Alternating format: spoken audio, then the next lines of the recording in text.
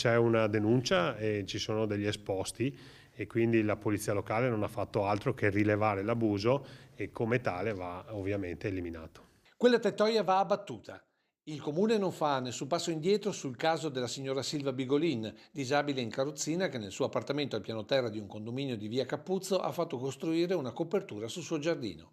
Manufatto che è stato segnalato alla polizia locale di Treviso con il risultato che la signora è arrivata una denuncia penale per abuso edilizio e la notifica di un'ordinanza per l'eliminazione della struttura.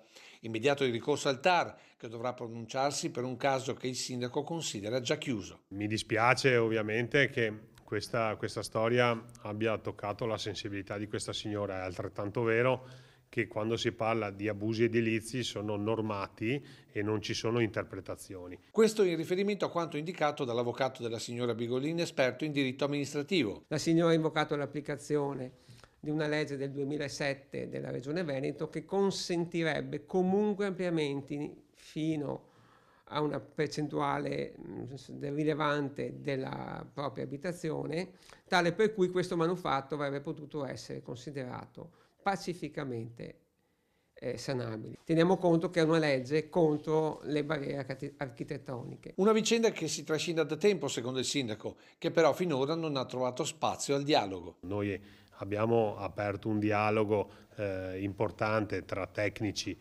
comunali e tecnici della signora già da diversi mesi, forse addirittura un anno, e poi si è arrivato a questo epilogo. Però voglio dire, il tema della disabilità secondo me in questa fase c'entra poco, le cose vanno fatte secondo le regole.